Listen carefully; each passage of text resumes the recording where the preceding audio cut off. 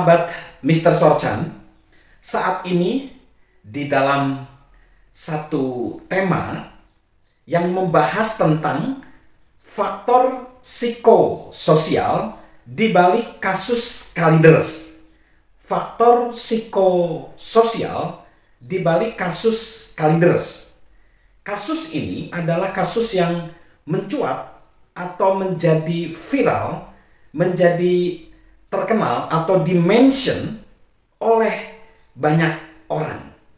Dan saat ini Mr. Sorchan hendak melihatnya dari sudut pandang self-improvement, dari sudut pandang mentoring self-improvement, dari sudut pandang pengembangan kepribadian.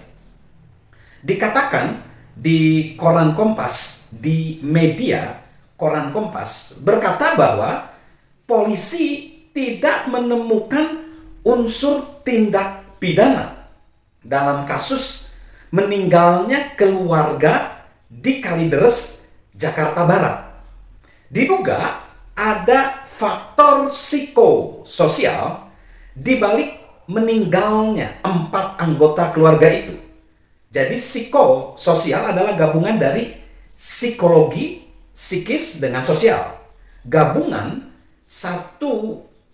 menjadi satu, dua ilmu yaitu sosial dan psikologi, atau dua bidang yaitu psikologi, yaitu ilmu tentang jiwa atau batin di dalam diri kita, dan itu juga menjadi concern dari Mr. Sorchan di dalam pengembangan kepribadian, dan relasi antar manusia atau di sini sosial. Nah, jadi psikososial ini juga menjadi satu ilmu tersendiri dan juga menjadi satu profesi sendiri ya. Ada misalnya memang orang-orang yang ingin menggabungkan dua bidang ini, psikologi dan sosial, bisa menjadi pekerja sosial ya, dan banyak hal. Nah, pada kasus Kalideres itu kesimpulan daripada polisi. Jadi polisi menyimpulkan bahwa 4 anggota keluarga di Kalideres, Jakarta Barat meninggal secara wajar dalam kondisi yang tak wajar. Nah ini ya, meninggalnya secara wajar tapi kondisinya tidak wajar. Nah itu kesimpulan dari polisi. Faktor psikososial itu menjadi alasan dari meninggalnya keluarga di Kalideres ini. Jadi faktor psikososial itu katanya ya ditemukan karena mereka menarik diri dari keluarga terdekat dan dari tetangga mereka, membuat mereka satu persatu ya meninggal tanpa diketahui orang lain. Nah, Direktorat Kriminal Umum Polda Metro Jaya memutuskan mengakhiri penyelidikan satu keluarga yang ditemukan meninggal di Komplek Citra Garden 1 pada hari Kamis tanggal 10 November 2022.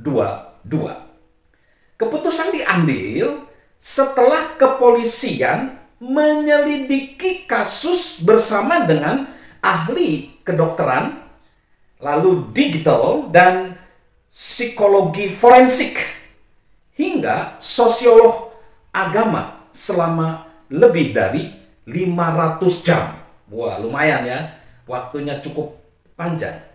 Lalu ada kalimat seperti ini, tidak ditemukan peristiwa pidana. Tidak ditemukan peristiwa pidana. Kasus ini akan kami hentikan penyelidikannya. Hasil penyelidikan kami yang sangat detail dengan scientific crime investigation adalah kematian wajar dalam kondisi yang tidak wajar. Ini dikatakan Direktur Reserse Kriminal Umum Polda Metro Jaya, Komisaris Besar Hengki Haryadi dalam konversi pers di Jakarta Jumat tanggal 9 Desember 2022. Hengki menegaskan bahwa kematian Rudianto Gunawan umur 71 tahun, Reni Margareta umur 68 tahun, Dian Febriana Apsari umur 42 tahun, dan Budianto Gunawan umur 68 tahun tidak melibatkan pihak luar, ya, tidak melibatkan pihak luar. Mereka juga katanya tidak meninggal karena motif pembunuhan atau bunuh diri. Jadi tidak meninggal karena dibunuh orang gitu dan juga membunuh diri sendiri katanya gitu. Enggak. Hal ini terungkap dari kesimpulan para ahli di setiap disiplin ilmu.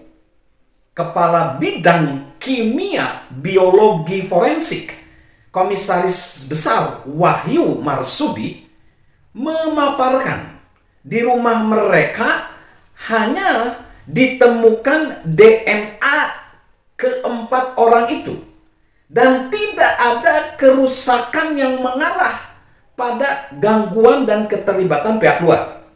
Ya, itu. Lalu dari sisi toksikologi ini ilmu tentang racun ya, toksik. Koordinasi dengan rekan-rekan forensik ya di sini ya yang memeriksa organ tubuh tidak menemukan bahan beracun dan berbahaya dari tubuh setiap korban katanya. Namun mereka menemukan kandungan obat tamoxifen, tamoxifen yang dikenal sebagai obat kanker payudara di hati Reni Margareta dan cairan bening di rumah itu. Reni pun diyakini meninggal wajar karena penyakitnya yang tidak terkontrol. Ahli forensik juga menyimpulkan kematian wajar pada anggota keluarga lain. Rudianto, suami Reni, yang ditemukan meninggal di kamar belakang rumah mengalami pendarahan saluran cerna. Lalu pada jasad adik Rudianto yaitu Budianto ditemukan riwayat serangan jantung. Ya, serangan jantung baru dan lama ya. Sementara pada Dian, anak dari pasangan Rudianto dan Beni, ada masalah kronik di paru-paru. Pada jasad Budianto dan Dian masih ditemukan kotoran atau feses. Artinya mereka berdua sempat mengonsumsi makanan 3 hari sebelum mereka meninggal. Rudianto punya penyakit saluran cerna, Reni kanker payudara, Budianto serangan jantung baru, dan Dian gangguan pernapasan. Tidak ditemukan tanda-tanda kekerasan. Analisis feses menyingkirkan asumsi mereka meninggal kelaparan, kata dokter spesialis forensik RS Polri Asri Megarati Pralepda. Urutan kematian ya diduga berawal dari Rudianto, kemudian disusul Beni, lalu Budianto dan Dian. Ya, jadi Rudianto diperkirakan meninggal awal tahun ini. Jadi awal tahun 2022 karena tetangga dekat mereka sempat terganggu dengan bau bangkai. Reni menyusul pada bulan Mei 2022 berdasarkan keterangan saksi petugas koperasi yang melihat langsung saat hendak memproses penjualan rumah keluarga itu. Adapun Budianto diperkirakan meninggal Oktober 2022. Dugaan ini dipelajari psikolog forensik dari penandaan kalender di dalam rumah. Jadi ini adalah masalah sosial. Masalah sosial diduga menjadi penyebab keluarga itu membiarkan kematian mereka tidak diketahui orang lain. Hal ini dikemukakan Ketua Umum Asosiasi Psikolog Forensik Reni Kusumowardhani. Ia bersama timnya mendalami perilaku dan riwayat hidup keempat orang ini. Reni memastikan keempat orang ini tidak memiliki motivasi bunuh diri. Masing-masing mereka memiliki upaya menjaga kesehatan dan mempertahankan hidup. Tetapi hal itu dilakukan dalam keterbatasan keuangan dan sosial. Dengan kondisi keuangan menipis, keberadaan mayat Rudi membuat Budianto dan Dina sulit membuka kepada keluarga.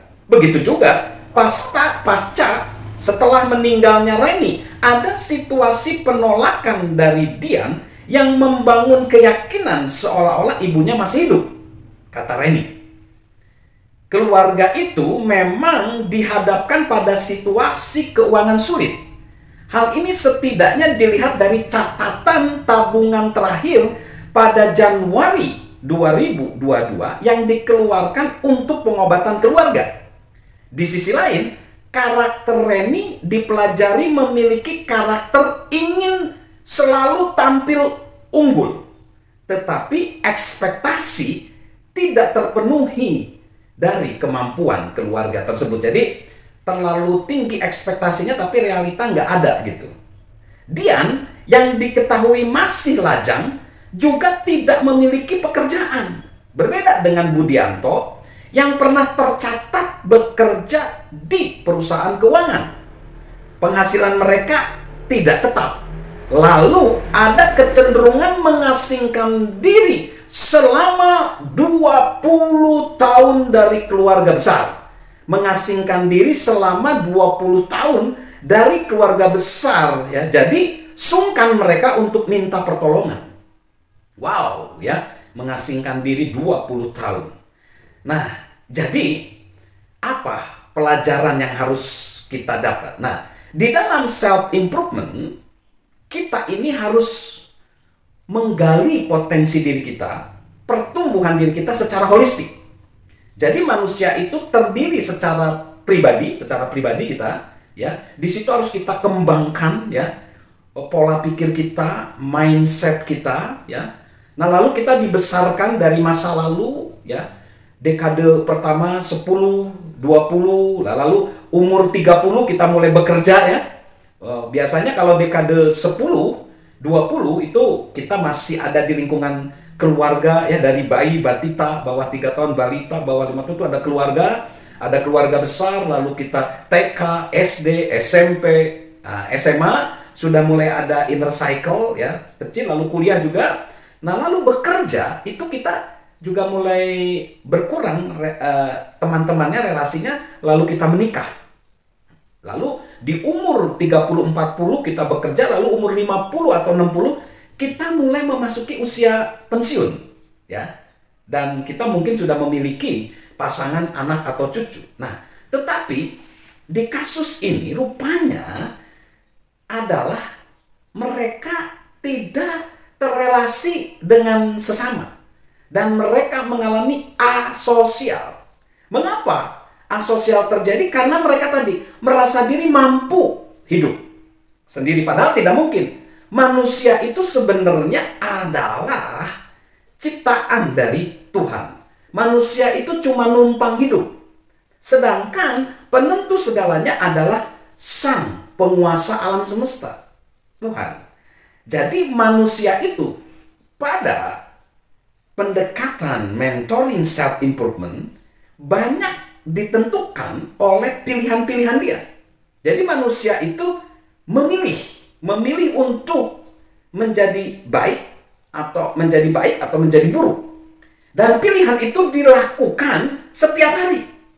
Dan pilihan-pilihan itu akan membentuk kita. Nah, pada kasus keluarga Kalideres yang meninggal empat-empatnya itu, mereka memilih untuk tidak membangun relasi dengan sesama. Itu jelas pilihan yang buruk karena manusia membutuhkan manusia lain. manusia membutuhkan manusia lain, bahkan manusia secara kodrat adalah bekerja sama satu sama lain. Misalnya, ketika sahabat Mr. Sorchan melihat tayangan ini, sahabat harus membutuhkan aplikasi YouTube, dan itu dibuat oleh orang lain. Harus menggunakan device atau gadget, itu jelas dibuat orang-orang lain. Harus membutuhkan kuota pulsa, itu juga membutuhkan orang lain yang memproduksi kuota atau pulsa tersebut. Ada providernya. Nah, jadi manusia tidak mungkin asosial sebenarnya. Lalu yang selanjutnya, pilihan yang selanjutnya, pilihan finansial. Seharusnya ketika kita sudah berumur 50 atau 60 tahun, kita memiliki dukungan finansial untuk diri kita sendiri. Itu misalnya tentang uang pensiun. Entah menggunakan apa, ada kebutuhan finansial. Sekarang ada namanya generasi sandwich. Generasi sandwich itu kejepit. Generasi ini dia harus menopang orang tua dan juga harus mencukupi anak. Karena orang tua mereka tidak cukup atau tidak bisa mandiri dalam penggunaan finansialnya. Nah, jadi sahabat Mr. Sorchan lalu pilihan-pilihan apa lagi tadi ya? Mereka lebih asosial dan itu pilihan buruk. Finansial mereka juga buruk. Lalu yang ketiga, mereka merasa mampu. Nah, ini juga pilihan yang buruk. Sebenarnya manusia itu hanyalah numpang hidup. Kemampuan kita itu adalah tidak mungkin melebihi kemampuan daripada alam semesta atau bahkan pencipta alam semesta. Kita harus rendah hati. Kita harus mengakui bahwa kita butuh orang lain, kita butuh Tuhan, kita butuh alam semesta ini. Nah, ini adalah kesombongan manusia. Nah, kesombongan manusia menjadi ego. Ego menjadi merasa bisa mencukupi diri sendiri, jadi asosial. Nah, kalau sahabat Mr. Sorchan melihat tayangan daripada konten YouTube Mr. Sorchan, akan bisa menjawab ini. Kita diajarkan memiliki karakter yang rendah hati. Rendah hati itu bukan berarti kita itu menjadi rendah diri atau harga diri kita diinjak-injak. Enggak. Justru di situ kebesaran jiwa kita. Ketika kita mengakui bahwa kita butuh sesama, kita butuh alam semesta, kita butuh kehadiran Sang Maha Pencipta. Jadi utuh. Kita menjadi pribadi yang utuh, pribadi yang holistik. Nah, mengenai relasi di pasangan kita, di anak kita, cucu banyak ya, tetangga. Nah, ini jadi self improvement, pengembangan kepribadian menjadikan manusia yang dewasa. Manusia yang dewasa itu manusia yang terrelasi dengan orang lain, terlepas dari perbedaan suku, ras, antar agama. Karena kita sama-sama penumpang. Sesama penumpang dilarang saling mendahului. Lalu Tuhan adalah Maha Kasih, Maha Adil, akan memberikan kita rezeki masing-masing. Tetapi saat kita jatuh, kita bisa meminta pertolongan dari orang lain. Kekurangan kita ditutupi oleh orang lain, kelebihan kita menutupi kekurangan orang lain. Jadi, memetik pelajaran dari kasus keluarga meninggal di Kalideres, Jakarta Barat, maka terus ikuti konten-konten daripada mentoring self improvement dari Mr. Sorchan supaya nggak terjadi lagi kayak gini yang menyia-nyiakan hidup. Mereka memang dikatakan oleh pihak kepolisian tidak bunuh diri, tapi secara pelan-pelan mereka tanda kutip membunuh diri mereka sendiri. Ketika kita menjadi asosial, kita membunuh diri kita sendiri. Bahkan di self improvement dikatakan ketika kita tidak mengubah diri kita, tidak mau berimprovement, kita sebenarnya sedang menuju kematian juga pelan-pelan. Jadi kita hidup tetapi mentalitas kita mati. Nah, ini jangan terjadi ya. Jadi ikuti terus tayangan mentoring self improvement dari Mr. Sorchan. Semoga ini bisa menjawab problema kehidupan, masalah-masalah kehidupan kita. Salam sukses luar biasa, salam sehat selalu dari saya, Mr. Sorchan. Halo guys, sahabat Mr. Sorchan. Yuk subscribe channel Mr. Sorchan, beri komentar dan share agar orang lain bisa menjadi lebih baik. Salam sukses luar biasa, salam sehat selalu dari saya, Mr. Sorchan.